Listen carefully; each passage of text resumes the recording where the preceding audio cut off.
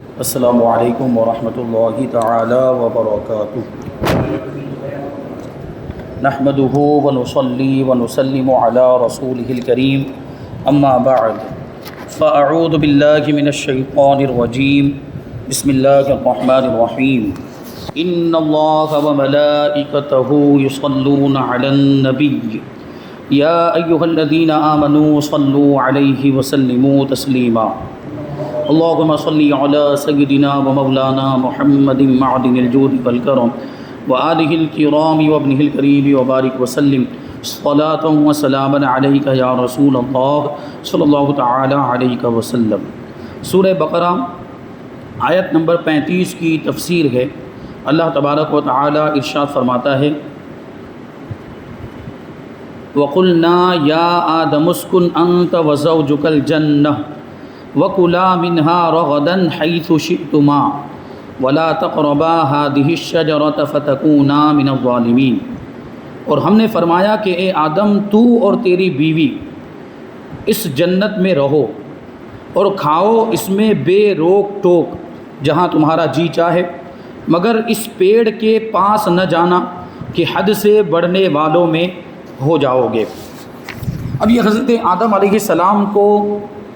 پیدا کرنے کے بعد کا واقعہ ہے۔ حضرت حوا رضی اللہ تعالی عنہا بھی پیدا ہو گئیں، اور ان کی پیدائش کیسے ہوئی تھی وہ واقعہ اس سے پہلے آپ نے سماعت کیا۔ حضرت آدم علیہ السلام کو حکم ہوا کہ آپ بھی جنت میں رہیں اور آپ کی زوجہ یعنی آپ کی بیوی بھی جا کر جنت میں رہیں۔ تو اب دیکھیں، یہاں کہتے ہیں کہ آدم علیہ السلام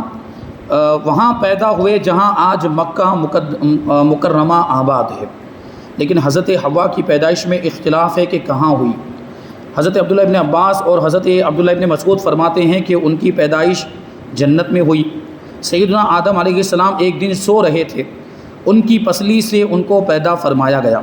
تو آیت کے معنی یہ ہوں گے کہ اے آدم علیہ السلام، آپ اور آپ کی بیوی جنت میں ٹھہرے رہو، کیونکہ پہلے ہی سے جنت میں تھے۔ لیکن حضرت عمر اور دیگر صحابہ کرام نے روایت فرمائی کہ فرشتوں نے آدم علیہ السلام اور حوا رضی اللہ تعالی عنہا کو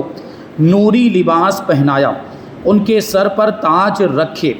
سونے کے تخت پر ان کو بٹھایا، حضرت حوا کو مختلف قسم کے زیوروں سے آراستہ کیا، پھر ان دونوں کو جنت میں پہنچا دیا گیا۔ اب یہ پہنچا دیا گیا سے پتہ چلتا ہے کہ پہلے وہ جنت میں نہیں تھے، زمین پر تھے، زمین سے ان دونوں کو جنت میں پہنچا دیا گیا۔ اب یہاں پر اس آیت کریمہ کی تفسیر کا خلاصہ ہم بیان کرتے ہیں کہ آپ یہ پہلے جان چکے ہیں کہ حضرت آدم علیہ السلام کو زمین میں رہنے اور وہاں حکومت کرنے کے لیے اللہ تبارک و تعالیٰ نے پیدا کیا۔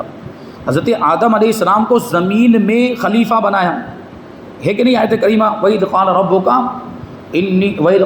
لِلْمَلَائِكَةِ إِنِّي جَاعِلٌ فِي الْأَرْضِ خَلِيفَةً۔ حضرت آدم علیہ السلام کو زمین کا خلیفہ بنایا گیا تھا، تو آپ جنت میں ہمیشہ رہنے والے نہیں تھے، جنت سے آپ کو زمین پر تشریف لانا تھا۔ تو جو کچھ یہ اب تک ہوا تھا یہ ان کی خلافت ہی کا پیش خیمہ تھا، یعنی اس کی تیاری تھی۔ لہٰذا جب کہ آدم علیہ السلام کے سر پر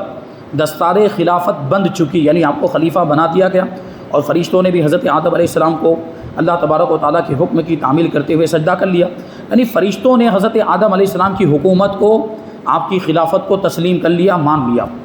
سارے فرشتوں نے نذرانے سجود پیش کر کے وفاداری کا حلف دے دیا، یعنی وفاداری کا وعدہ کیا کہ ہم ان کے ماتحت رہیں گے، ہم یہ وعدہ کرتے ہیں۔ تب اللہ تبارک و تعالیٰ نے ان سے فرمایا کہ اے آدم، تم اور تمہاری بیوی بہشت میں رہو، یعنی جنت میں رہو، وہاں تمہیں کوئی روک ٹوک نہیں ہے، جو جی چاہے خوب کھاؤ اور جہاں چاہو سیر و تفریح کرو، یعنی گھومو پھرو جنت کے اندر۔ تمہیں ہر چیز کی اجازت تو ہے، مگر اس درخت کے قریب جانے کی اجازت نہیں ہے۔ اب وہ درخت کون سا تھا، اس میں بڑا اختلاف ہے۔ بعض روایتوں میں آیا ہے کہ وہ گیہوں کا درخت تھا، بعض روایتوں میں کہ وہ انجیر کا درخت تھا، بعض روایتوں میں کہ انگور کا درخت تھا، یا کوئی اور دوسرا مخصوص درخت تھا۔ اس درخت کے پاس جانے سے حضرت آدم کو بھی منع فرمایا گیا اور حضرت حوا کو بھی منع کیا گیا، یعنی کھانا تو کیا، کھانا تو دور کی بات ہے، اس کا خیال بھی ذہن میں مت لانا۔ اور جو ایسا کرو گے تو یاد رکھنا خرابی میں پڑ جاؤ گے، نقصان اٹھانا پڑے گا اور اس سے تمہارے اوپر آفت آ جائے گی۔ یہ اللہ تبارک و تعالیٰ کا حکم تھا۔ خیال رہے کہ حضرت آدم علیہ السلام کچھ روز کے لیے جنت میں ان کو جو رکھا گیا اس میں چند حکمتیں۔ حضرت آدم علیہ السلام کو جنت میں کیوں رکھا گیا؟ اور جب جنت میں رکھا گیا تو ہمیشہ کے لیے نہیں رکھا گیا، پھر انہیں جنت سے اتارا گیا، جنت سے زمین پر وہ تشریف لائے، تو یہ چند روز کے لیے بھی جنت میں کیوں رہے؟ اس میں بھی بڑی حکمت ہے۔ ایک تو یہی جو تفسیر میں عرض کر چکے کہ بادشاہ جس کو بڑا عہدہ دینا چاہتا ہے اس کو بی اے وغیرہ اعلیٰ قابلیت کی ڈگری دینے کے بعد بھی ٹریننگ دی جاتی ہے۔ یہ آپ نے دیکھا ہوگا کہ کوئی بڑا عہدہ یا کوئی پوسٹ ملنے سے پہلے اگرچہ آپ کے پاس ڈگری ہے لیکن آپ کو ٹریننگ والا مرحلہ بھی پاس کرنا پڑے گا۔ یعنی جیسے کہ کسی نے بی ایڈ کی ڈگری حاصل کر لی ہے، اب وہ ڈائریکٹ ٹیچر نہیں بن سکتا ہے، پہلے اس کو ٹریننگ لینی پڑے گی، ٹیچر کی ٹریننگ حاصل کرنی پڑے گی، تب جا کے اس کو ٹیچر کا عہدہ ملتا ہے۔ اسی طرح اللہ تبارک و تعالیٰ نے حضرت آدم علیہ السلام کو خلیفہ بنا تو دیا تھا، خلیفہ کے اندر جو خوبیاں ہونی چاہیے وہ ساری خوبیاں حضرت آدم علیہ السلام کے اندر موجود تھیں، لیکن ٹریننگ کی ضرورت تھی، تو اسی ٹریننگ کے لیے اللہ تبارک و تعالیٰ نے حضرت آدم علیہ السلام کو جنت میں رکھا، کیونکہ ابھی دنیا میں انسان تھے ہی نہیں، پہلے انسان تو حضرت آدم علیہ السلام ہیں، انسانوں کا سلسلہ تو ان کے ذریعے سے آگے بڑھے گا، تو ٹریننگ کیسے ہوگی؟ تو اللہ تبارک و تعالیٰ نے آپ کو جنت میں رکھا اور آپ جنت میں فرشتوں پر حکومت کرتے رہے، فرشتوں پر حکومت آپ نے فرمائی ہے، فرشتوں کو آپ کے ماتحت کر دیا گیا۔ تو دنیا میں کوئی بادشاہ اگر کسی کو عہدہ دینا چاہتا ہے تو ڈگری ہونے کے بعد بھی اسے ٹریننگ دی جاتی ہے جس سے ان کو حکومت کرنے کا تجربہ ہو جائے، ایکسپیرینس ہو جائے، انوبھو ہو جائے۔ علم اور چیز ہے اور تجربہ اور چیز ہے، علم ہوتا ہے لیکن کبھی تجربہ نہیں ہوتا، تب بھی کامیابی حاصل نہیں ہو پاتی۔ جیسے یہی بات لے لیں، آپ کے بی ایڈ کی ڈگری تو حاصل کر لی لیکن ٹریننگ کے مرحلے سے نہیں گزرا ہے تو وہ اچھا ٹیچر نہیں بن پائے گا، اور اس کو ٹیچر بنایا بھی نہیں جاتا عام طور پر۔ تو علم اور چیز ہے اور تجربہ اور چیز ہے۔ حضرت آدم علیہ السلام نے جنت میں رہ کر وہاں کے فرشتوں پر بھی حکومت کی، وہاں کے مکانات اور باغات کی بناوٹ بھی دیکھی، وہاں کی نعمتوں کو استعمال بھی کیا، پھر بعض چیزوں کی ممانعت بھی سن لی۔ دیکھیے کہ درخت سے منع کیا گیا، اللہ تبارک و تعالیٰ نے اس درخت کے قریب جانے سے بھی منع فرمایا، کیونکہ دیکھیں دنیا میں جب آئیں گے تو دنیا میں بھی جو شریعت کے احکام، دین کے جو احکام ہوں گے ان میں کچھ چیزوں کے کرنے کا حکم ہوگا اور کچھ چیزوں سے رکنے کا حکم ہوگا، تو اس کی بھی تو ٹریننگ ہونی چاہیے۔ تو اللہ تبارک و تعالیٰ نے دوسری چیزوں کی تو اجازت دی لیکن اس درخت کے قریب جانے سے منع فرمایا۔ اس میں پروردگار کی بہت بڑی حکمت تھی کہ جو چیزیں، جن چیزوں سے منع کیا جائے گا اس کی بھی پہلے ہی سے ٹریننگ ہو جائے، مشق ہو جائے۔ پھر خطا ہو جانے پر عتاب الہی کا لطف بھی حاصل ہوا۔ ابھی آپ آنے والی آیت کریمہ کے اندر سماعت کریں گے کہ حضرت آدم علیہ السلام کو شیطان نے بہکایا، وسوسہ ڈالا کہ اس درخت کی تھوڑی بات چل رہی ہے، یہ تو خاص مخصوص درخت کی بات تھی، آپ اسی طرح کے دوسرے درخت سے کھا سکتے ہیں، کوئی حرج نہیں، کوئی مسئلہ نہیں۔ شیطان نے وہ آپ جو اس کی تفصیل سماعت کریں گے کہ کیا ہوا تھا۔ حضرت آدم علیہ السلام نے پھر غور و فکر کیا کہ یہ بھی تو جنت کی ایک نعمت ہے، ہو سکتا ہے اس سے منع فرمایا، اس خاص درخت سے منع فرمایا ہو، اسی طرح کا جو دوسرا درخت ہے اس کے کھانے کی اجازت ہو، تو آپ نے بھی کھا لیا اور حضرت حوا رضی اللہ تعالی عنہا نے بھی کھا لیا، اور پھر اسی خطا کی وجہ سے، یہ جو خطا ہے نا، اب یہ لفظ پر غور کریں گے، خطا کہا جا رہا ہے، گناہ نہیں کہا جا رہا ہے، کیونکہ نبی جو ہوتا ہے وہ گناہوں سے پاک ہوتا ہے، اس سے گناہ ہو ہی نہیں سکتا ہے۔ یہاں پہ خطا کا لفظ استعمال کیا گیا اور اس خطا سے مراد بھی خطائے اجتہادی ہے، یعنی جو مجتہد ہوتا ہے، جو اونچے مقام پر، علمی مقام پر فائز ہوتا ہے، وہ اپنے علم کے مطابق غور و فکر کر کے کسی نتیجے پر پہنچے، اس کو اجتہاد کہا جاتا ہے، اور اس اجتہاد میں غلطی بھی ہو سکتی ہے اور کبھی وہ اجتہاد درست بھی ہو سکتا ہے۔ تو اگر غلطی ہو جائے تو اس کو خطائے اجتہادی کہا جائے گا، اور خطائے اجتہادی گناہ نہیں ہوتا۔ حضرت آدم علیہ السلام سے جو خطا ہوئی ہے وہ خطائے اجتہادی ہوئی، اس کی بنیاد پر آپ گنہگار نہیں، لیکن چونکہ اللہ تبارک و تعالیٰ کے مقرب ہیں، اللہ کے نبی ہیں، تو ہمارے آپ کے بڑے بڑے گناہ وہ حیثیت نہیں رکھتے ہیں جو ان کی اس طرح کی خطا اللہ تبارک و تعالیٰ کی بارگاہ میں حیثیت رکھتی ہے، یعنی وہ اس کا معاملہ بڑا ہو جاتا ہے ہمارے مقابلے میں، اگرچہ وہ خطائے اجتہادی ہیں، ان کو گنہگار نہیں کہا جا سکتا،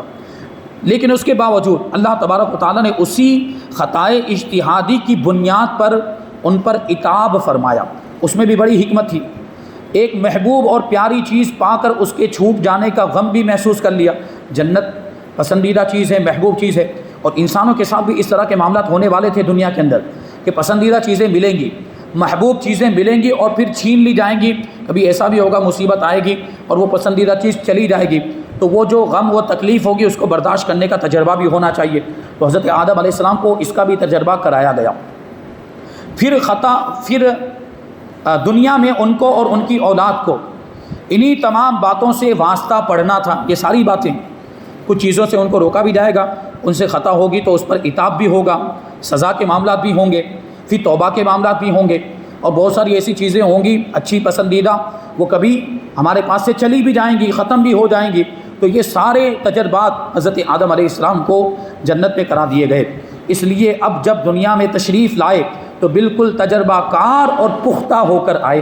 حضرت آدم علیہ السلام۔ اور دوسرا یہ کہ اللہ تبارک و تعالیٰ نے ان کے اور ان کی اولاد کے لیے جنت بنائی جو کہ ان کی اصل قیام گاہ ہے۔ حضرت آدم علیہ السلام کی ایمان والی اولاد کی اصل قیام گاہ کون سی ہے؟ جنت ہے۔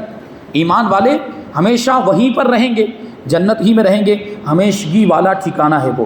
دنیا تو ایک عارضی جگہ ہے، دنیا تو فنا ہو جانے والی ہے، یہاں تو ہم آتے ہیں، اپنی عمر گزارتے ہیں اور چلے جاتے ہیں۔ ہمیشہ تو ہمیں جنت میں رہنا ایمان والوں کو، اور اس کے حاصل کرنے کا یہ ذریعہ ہے، یعنی دنیا کی زندگی جنت کو حاصل کرنے کا ایک ذریعہ کہ یہاں نیک اعمال اگر ہم کریں گے ایمان کے ساتھ، اور ایمان کے ساتھ ہی ہم اس دنیا سے جائیں گے تو پھر جنت ہمارا ٹھکانہ ہے۔ لہٰذا حضرت آدم علیہ السلام کو جنت پہلے ہی دکھا دی گئی تاکہ وہ اور ان کی اولاد ان نعمتوں کو دیکھ کر یا ان کے بارے میں سن کر، حضرت آدم علیہ السلام نے تو جنت دیکھ لی تھی، اب ساری جو اولاد آدم ہے سب نے جنت کو نہیں دیکھا، لیکن حضرت آدم علیہ السلام نے ان کو بتایا اپنے علم کے مطابق، اپنے تجربے کے مطابق کہ جنت ایسی ایسی ہے۔ اور صرف حضرت آدم علیہ السلام نے نہیں بلکہ سارے انبیاء کرام نے اپنی امت کے لوگوں کو جنت کے بارے میں بتایا کہ جنت ایسی ہے، اور جہنم کا یہ معاملہ ہے، جنت میں یہ نعمتیں ہوں گی، سکون ہوگا، راحت ہوگی، اور جہنم کے اندر عذاب ہی عذاب ہوگا، تکلیف ہی تکلیف ہوگی۔ یہ سارے نبیوں نے اپنے اپنے امتیوں کو بتایا، تو وہ اور ان کی اولاد ان نعمتوں کو دیکھ کر سن کر ان کے حاصل کرنے کی کوشش اور ان کی طلب سے ایک دم بھی غافل نہ رہیں۔ جنت کو دکھا دیا گیا، جنت کے بارے میں بتا دیا گیا، تو اب جنت کو حاصل کرنے کی ہمیں کوشش کرتے رہنا چاہیے۔ اس کا مقصد یہ ہے کہ ہم اس کے لیے تیاری کریں، جنت میں جانے کی تیاری کریں اور اس کی تیاری سے کبھی بھی غافل نہ ہو۔ اور تیسری بات یہ کہ دنیا میں ان پر احکام ربانی بھیجے جانے والے تھے، انسانوں پر اللہ تبارک و تعالیٰ کے احکام نافذ کیے جانے والے تھے، جن کی مخالفت کی وجہ سے تکلیفیں آنے والی تھیں، گناہوں کی وجہ سے تکلیفیں آتی، مصیبتیں آتی ہیں، نافرمانیوں کی وجہ سے مصیبتوں کا سامنا کرنا پڑتا ہے۔ اس لیے یہاں ہی یہ کام کر کے ان کو دکھا دیا گیا، جنت ہی میں وہ کام کر کے حضرت آدم علیہ السلام کو دکھا دیا گیا۔ اب اس آیت کریمہ سے چند باتیں معلوم ہوئی، وہ بیان کرتے ہیں۔ ایک بات تو یہ کہ نکاح اللہ تبارک و تعالیٰ کی بہت بڑی نعمت ہے کہ حضرت آدم اور حضرت حوا کا نکاح ہوا، اور یہ آپ نے سماعت کیا کہ حضرت آدم علیہ السلام کو فرشتوں نے حضرت حوا کو چھونے سے روک دیا تھا اور کہا تھا کہ جب تک آپ کا نکاح نہیں ہو جاتا وہاں تک آپ ان کو چھو نہیں سکتے ہیں۔ اس سے یہ بھی پتہ چلا کہ اجنبی لڑکا اور اجنبی لڑکی ایک دوسرے کو چھو نہیں سکتے ہیں نکاح سے پہلے، اور وہ دونوں ایک دوسرے کے لیے اجنبی ہیں، یعنی بلا ضرورت بات چیت کرنے کی بھی اجازت نہیں، تو گھومنے پھرنے کی کیسے اجازت ہو سکتی ہے؟ تو یہ بات آپ ذہن میں رکھیں گے۔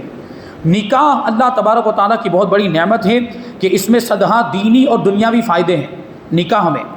ایسی کوئی عبادت نہیں ہے جو آدم علیہ السلام سے لے کر قیامت تک ہر دین و ملت میں جاری رہی ہو سوائے ایمان اور نکاح کے، یعنی جب سے دنیا بنی ہے تب سے ایمان بھی ہے اور قیامت تک ایمان رہے گا، بلکہ دنیا میں جب کوئی ایمان والا باقی نہیں رہے گا، دنیا میں جب کوئی اللہ کو پکارنے والا، اللہ کی عبادت کرنے والا باقی نہیں رہے گا، تب تو قیامت آئے گی، تو قیامت تک ایمان کا معاملہ رہے گا۔ اسی طرح نکاح بھی جب سے دنیا بنی ہے اور جب سے حضرت آدم اور حضرت حوا پیدا ہوئے تب سے یہ نکاح کا معاملہ جاری ہے اور قیامت تک یہ جاری رہے گا، اور یہ بھی ایک عبادت ہے، نکاح بھی ایک عبادت ہے، اللہ تبارک و تعالیٰ کی بہت بڑی نعمت ہے۔ اللہ تبارک و تعالیٰ نے قرآن کریم میں انہی پیغمبروں کا ذکر فرمایا جو نکاح والے ہیں۔ عیسیٰ علیہ السلام بھی دوبارہ دنیا میں تشریف لا کر نکاح کریں گے، یعنی جب پہلے آپ تشریف لائے تھے اس وقت نکاح نہیں ہوا تھا، وہ آپ کے دشمن آپ کے پیچھے لگے، تو اللہ تبارک و تعالیٰ نے آپ کو آسمانوں پر زندہ اٹھا لیا۔ ہمارا عقیدہ یہ ہے کہ حضرت عیسیٰ علیہ السلام زندہ ہیں اور قرب قیامت میں زمین پر تشریف لائیں گے اور یہاں پر ایک عرصے تک رہیں گے، شادی بھی کریں گے، ان کی اولاد بھی ہوگی، تو نکاح کریں گے۔ اور یحییٰ علیہ السلام نے بھی نکاح کیا تھا، لیکن اس کی لذتوں میں زیادہ مشغول نہ ہوئے، یعنی زیادہ ٹائم تک وہ نکاح سے لطف اندوز نہیں ہو پائے، اسی لیے اللہ تبارک و تعالیٰ نے ان کو حصوراً فرمایا۔ حصوراً کا مطلب ہوتا ہے عورتوں سے بہت زیادہ دور رہنے والا، یعنی آپ نے نکاح تو کیا تھا لیکن اس سے زیادہ لذت حاصل نہیں کی تھی۔ دوسری بات یہ معلوم ہوئی کہ جنت کی نعمتوں میں سے بیویاں یہ اعلیٰ نعمت ہیں، کیونکہ اللہ تبارک و تعالیٰ نے آدم علیہ السلام کی دل بستگی کے لیے، یعنی قلبی اطمینان اور دلی سکون کے لیے ان کی بیوی کو وہاں رکھا، جنت میں رکھا، حضرت آدم علیہ السلام کے ساتھ میں۔ لہٰذا جن لوگوں نے جنت کی حوروں کا انکار کیا ہے انہوں نے سخت غلطی کی ہے، کیونکہ ایک تو یہ دنیا میں جو بیویاں رہی ہوں گی، اگر ان کا دنیا میں بھی نکاح باقی رہا ہوگا اور وہ ایمان والے ہوں گے تو یہ میاں بیوی جنت میں بھی ساتھ میں رہیں گے۔ طلاق ہو جائے یا شوہر کا انتقال ہو جائے تو اس کا الگ مسئلہ ہے، اگر شوہر کا انتقال ہو گیا اور اس نے دوسرا نکاح نہیں کیا تو اسی شوہر کے ساتھ وہ رہے گی۔ اچھا اس نے دوسرا نکاح کر لیا تو اب ایسی صورت میں جنت میں وہ پہلے والے شوہر کے ساتھ رہے گی یا دوسرے والے شوہر کے ساتھ رہے گی، یہ ایک سوال ہے۔ تو اس کا جواب یہ ہے کہ جو شوہر اس سے زیادہ محبت کرتا تھا اور اس کے حقوق کو زیادہ ادا کرنے والا تھا، جس سے یہ زیادہ خوش تھی دنیا میں، جنت میں وہ اس کے ساتھ رہے گی۔ یا یہ بھی ہو سکتا ہے کہ دو شوہروں میں سے ایک شوہر کافر ہو گیا تھا تو کافر تو جنت میں جائے گا ہی نہیں، تو جو ایمان والا شوہر تھا پھر اسی کے ساتھ وہ جنت میں رہے گی۔ تو یہ کچھ اس کی تفصیل ہے۔ اور حوروں کو بھی جنتیوں کی بیویاں بنایا جائے گا، یعنی یہ دنیا والی بیویاں تو ساتھ میں رہیں گی، اس کے ساتھ ہی جو جنت کی حوریں ہیں ان کو بھی بیویاں بنایا جائے گا، کیونکہ ازواج مطہرہ کے الفاظ آئے ہیں کہ اللہ تبارک و تعالیٰ جنتیوں کو یہ پاکیزہ بیویاں عطا فرمائے گا، اور پاکیزہ بیویوں سے مراد یہ دنیا والی بیویاں بھی ہیں اور وہ جنت کی حوریں بھی ہیں، اور یہ والی جو بیویاں ہیں یہ بھی پاکیزہ ہو جائیں گی۔ یعنی ابھی دنیا میں رہتے ہوئے ان کے ساتھ کبھی ناپاکی کے معاملات ہوتے ہیں، کبھی حیض کا معاملہ ہو جاتا ہے، کبھی نفاس کا معاملہ ہو جاتا ہے، لیکن جنت میں یہ ساری چیزیں ختم ہو جائیں گی۔ اچھا اب آپ کے ذہن میں ایک سوال آ رہا ہوگا کہ جنت کی حوریں تو کتنی خوبصورت ہیں کہ اگر ان میں سے ایک حور بھی دنیا کی طرف جھانک کر دیکھ لے تو دنیا والے اس کی خوبصورتی کی وجہ سے بے ہوش ہو جائیں، اتنی زیادہ وہ حسین و جمیل ہیں۔ اب یہ جو دنیا کی خاتون ہیں جو اس کی بیوی رہی ہے وہ دنیا میں رہتے ہوئے اتنی زیادہ خوبصورت تو نہیں ہے کہ حوروں کا مقابلہ کر سکیں، تو پھر جنت میں جانے کے بعد یہ بیویاں جب جنتیوں کو عطا فرمائی جائے گی، دنیا والی بیویاں جنتی مردوں کے پاس ہوں گی، تو کیا ان کی توجہ ان بیویوں کو چھوڑ کر حوروں کی طرف نہیں جائے گی؟ اور اس کی وجہ سے ان کا دل نہیں ٹوٹے گا کہ ہمیں چھوڑ کر حوروں کو دیکھ رہا ہے؟ کیونکہ حوروں کی خوبصورتی کے بارے میں ہم نے سنا ہوا ہے، تو پھر اس کا کیا مطلب ہے؟ تو اس کا جواب یہ ہے کہ اللہ تبارک و تعالیٰ ان بیویوں کو بھی جو دنیا میں ان کی بیویاں رہی ہوں گی، مردوں کی، ایمان والے مردوں کی، ان بیویوں کو بھی ایسا حسین و جمیل بنا دے گا، ایسی خوبصورتی عطا فرما دے گا، ایسا حسن و جمال عطا فرما دے گا کہ جنت کی حوریں بھی ان کی خوبصورتی پر رشک کریں گی۔ جنت کی حوروں سے زیادہ خوبصورت ہو جائیں گی، یہ جنت کی حوروں سے زیادہ خوبصورت ہو جائیں گی یہ دنیا کی بیویاں، اور وہاں تو کوئی تکلیف نہیں، جنت میں تو روٹھنا بھی نہیں، دل کا ٹوٹنا بھی نہیں، اور کسی کو رنجیدہ بھی نہیں کیا جائے گا، تو یہ معاملہ ہوگا ہی نہیں وہاں پر۔ انسانوں کو کسی طرح کی، ایمان والوں کو کسی طرح کی کوئی بھی وہاں پر تکلیف نہیں ہوگی۔ تو جنت میں یہ مقدس بیویاں جائیں گی، تو جب وہاں جنت میں بیویوں کے ساتھ رہنے والے ہیں تو پہلے سے اس کا تجربہ ہونا چاہیے، تو حضرت آدم علیہ السلام کو اس کا تجربہ کرا دیا گیا، حضرت حوا کو ان کے ساتھ میں رکھ کر جنت میں اس کا تجربہ کرا دیا گیا۔ تو جنت کی حوروں کا جو معاملہ ہے قرآن پاک سے بھی وہ ثابت ہے، حدیثوں میں بھی اس کا ذکر آیا، تو جو لوگ اس کا انکار کرتے ہیں بہت بڑی غلطی کرتے ہیں۔ تیسری بات یہ معلوم ہوئی کہ جنت پیدا ہو چکی ہے، جنت پیدا ہو چکی تبھی تو حضرت آدم علیہ السلام کو اس میں رکھا گیا اور حضرت حوا کو بھی رکھا گیا۔ اور پھر یہ کہ آپ نے سنا ہوگا شب معراج میں ہمارے آقا حضور رحمت عالم صلی اللہ علیہ وسلم بھی ساتوں آسمان سے اوپر تشریف لے گئے، عرش الہی سے بھی اوپر لامقام تشریف لے گئے، آپ کو جنت کی بھی سیر کرائی گئی، دوزخ کی بھی سیر کرائی گئی، جنت اور دوزخ بن چکی تبھی تو سیر کرائی گئی، ورنہ کس چیز کی سیر کرائی؟ تو اس سے یہ بات ثابت ہوتی ہے کہ جنت بن چکی ہے، جنت پیدا ہو چکی ہے۔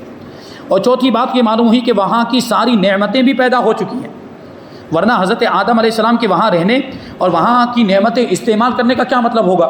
حضرت آدم علیہ السلام سے کیا فرمایا گیا کہ آپ اور آپ کی بیوی جنت میں رہیں، جہاں سے چاہیں کھائیں، جو نعمت چاہیں استعمال کریں، بغیر روک ٹوک کے، صرف اس درخت کے قریب نہیں جانا، باقی تو ساری نعمتیں استعمال کر سکتے ہیں۔ مطلب یہ ہے کہ وہ نعمتیں وہاں موجود تھیں تبھی تو جنت بھی پیدا ہو چکی ہے اور جنت کی نعمتیں بھی پیدا ہو چکی ہیں۔ اور پانچویں بات یہ معلوم ہوئی کہ انسان کی پیدائش 4 طریقوں سے ہوئی ہے، بہت اہمیت والی معلومات ہے۔ پہلا جو طریقہ ہے وہ ہے ماں باپ سے، یعنی ماں باپ دونوں ہوں، جیسے کہ عام انسان پیدا ہوتے ہیں ماں باپ سے پیدا ہوتے ہیں، عام طور پر ماں باپ ہی سے انسان پیدا ہوتا ہے، اور کبھی انسان بغیر ماں باپ کے بھی پیدا ہوتا ہے، دوسرا طریقہ بغیر ماں باپ کے۔ اور بغیر ماں باپ کے کون پیدا ہوئے؟ حضرت آدم علیہ السلام۔ اور تیسرا طریقہ ہے کہ بغیر ماں کے، جیسے کہ حوا رضی اللہ تعالیٰ عنہ بغیر ماں کے پیدا ہوئی۔ حضرت حوا رضی اللہ تعالیٰ عنہا جو ہے وہ حضرت آدم علیہ السلام کی پسلی سے پیدا کی گئی، لیکن حضرت آدم علیہ السلام آپ کے والد نہیں ہیں، آپ کے باپ نہیں ہیں، کیونکہ یہ جو فطری طریقہ ہے یہ وہ طریقہ نہیں تھا۔ حضرت آدم علیہ السلام کے ذریعے سے آپ کا وجود ہوا ہے، آپ پیدا ہوئی، لیکن جس طرح سے باپ سے اولاد پیدا ہوتی ہے اس طرح سے پیدا نہیں ہوئی۔ حضرت آدم علیہ السلام سوئے ہوئے تھے، فرشتوں کو حکم دیا گیا، فرشتے آئے اور حضرت آدم علیہ السلام کی یہ بائیں پسلیوں میں سے ایک پسلی کو نکالا، بائیں پسلیوں میں سے ایک پسلی کو نکالا اور پھر یہ دوسری پسلیوں کو برابر کر دیا، اس کو سیدھا کر دیا، درست کر دیا، اور پھر اسی پسلی سے حضرت حوا رضی اللہ تعالیٰ عنہ کو پیدا کیا۔ تو حضرت آدم علیہ السلام آپ کے باپ تھوڑی ہوئے، کیونکہ جو فطری طریقہ ہے اس طرح سے حضرت حوا حضرت آدم سے پیدا نہیں ہوئی، اور اگر آپ بیٹی ہوتی تو پھر نکاح کیسے ہو پاتا؟ اس کا مطلب ہے کہ آپ بیٹی نہیں، لیکن بغیر ماں کے پیدا ہوئی، یعنی کہیں نہ کہیں حضرت آدم علیہ السلام سے آپ پیدا ہوئی ہیں، اس لیے یہ کہا جائے گا کہ بغیر ماں کے پیدا ہوئی، آپ کی کوئی ماں نہیں ہے حضرت حوا رضی اللہ۔ ویسے تو آپ کا کوئی باپ بھی نہیں ہے، لیکن حضرت آدم علیہ السلام آپ کی پیدائش کا ذریعہ بنے ہیں، جیسے باپ ذریعہ بنتا ہے، حضرت آدم علیہ السلام آپ کے باپ نہیں ہیں لیکن وہ آپ کے پیدا ہونے کا ذریعہ بنے، اس لیے یہاں پر کہا گیا کہ حضرت حوا رضی اللہ تعالیٰ عنہ بغیر ماں کے پیدا ہو۔ یہ دوسرا طریقہ ہوا۔ اور تیسرا طریقہ یہ ہے کہ بغیر باپ کے پیدا ہونا، یعنی ماں ہو لیکن باپ نہ ہو، جیسے حضرت عیسیٰ علیہ السلام۔ اللہ تبارک و تعالیٰ نے یہ قانون قدرت بنایا ہوا ہے کہ عام انسان جو ہیں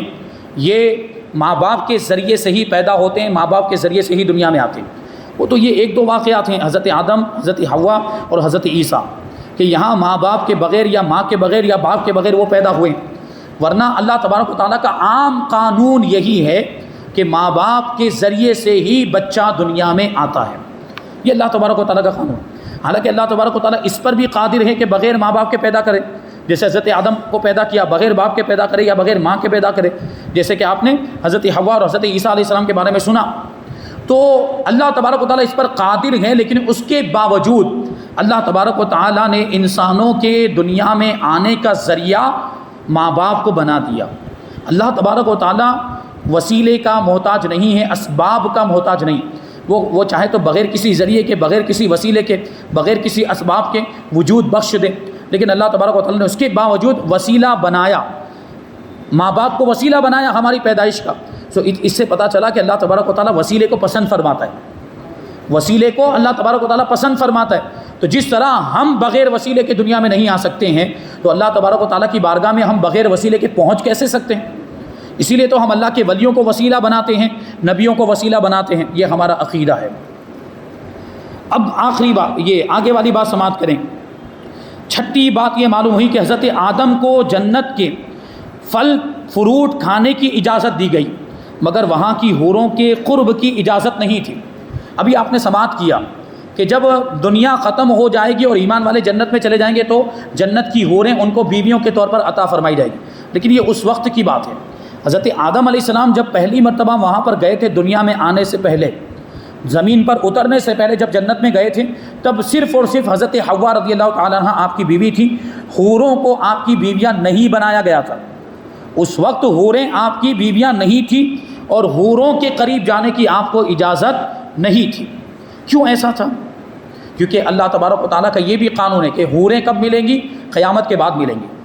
وہ قیامت ابھی تھوڑی آئی ہے، قیامت کے بعد جب فیصلہ ہو جائے گا جنتیوں کا جہنمیوں کا، کہ کون جہنمی ہے کون جنتی، جہنمی جہنم میں چلے جائیں گے، جنتی جنت میں جائیں گے، اس کے بعد حوریں عطا کی جائیں گی۔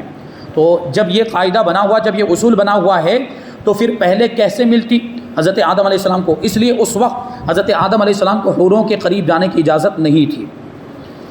کیونکہ حوریں اس وقت ہی ملیں گی جب وہاں ثواب کے لیے جانا ہوگا۔ جو اعمال کا ثواب ایمان کے بدلے میں جب جنت میں جائیں گے تب حوریں ملیں گی، کیونکہ حوروں کو بھی اعمال اور ایمان کا ثواب بنایا گیا۔ یہ حوریں بھی جو ہمیں ملے گی یا جنت کی ساری نعمتیں ملیں گی، وہ نیک اعمال کے بدلے میں ملیں گی، ایمان کے بدلے میں ملیں گی۔ تو ابھی حضرت آدم علیہ السلام کے تو ایمان، وہ اعمال کا سلسلہ جاری ہوا ہی نہیں تھا، وہ تو دنیا میں آنے کے بعد ہونے والا تھا۔ ہمارے حضور معراج میں تشریف لے گئے، شہداء کی روحیں وہاں رہتی ہیں، وہاں کے میوے کھاتی ہیں، مگر حوروں سے قرب نہیں ہوتا۔ حضور پاک صلی اللہ علیہ وسلم بھی جو تشریف لے گئے تو حوروں کو دیکھا آپ نے، لیکن حوروں سے قرب نہیں فرمایا۔ اور شہداء کی روحیں بھی جو جنت میں رہتی ہیں تو وہ بھی ان سے لطف نہیں اٹھاتی، یعنی دوسری نعمتیں کھا رہی ہیں، جنت کی نعمتوں میں ہیں شہداء کی یہ روحیں، مگر حوروں سے ان کا بھی قرب نہیں ہوتا، ان کا قرب یہ قیامت کے بعد ہی ہوگا۔ حوروں کے بارے میں اللہ تبارک و تعالیٰ فرماتا ہے کہ لم یطمثہن انس قبلہم، کہ حوروں کے قریب ان سے پہلے آج تک کوئی نہیں گیا، کیونکہ حوروں سے انسان کا نکاح بعد قیامت ہی ہو سکے گا۔ نکاح جو کرایا جائے گا ان کو بیویوں کے طور پر عطا فرمایا جائے گا، وہ قیامت کے بعد فیصلہ ہو جانے کے بعد ہی ہوگا۔ ابھی تک کسی بھی دین میں یہ جائز نہیں ہوا حوروں سے نکاح، یہ ہمارے اسلام میں بھی جائز نہیں ہے، اور اس سے پہلے بھی کسی اور دین اور کسی اور مذہب میں ایسا ہوا ہی نہیں ہے۔ یہ تو سارے لوگوں کا فیصلہ ہو جائے گا، قیامت ہو جائے گی، اور قیامت کے بعد جب ایمان والے جنت میں چلے جائیں گے تب ان کا حوروں سے نکاح کرایا جائے گا،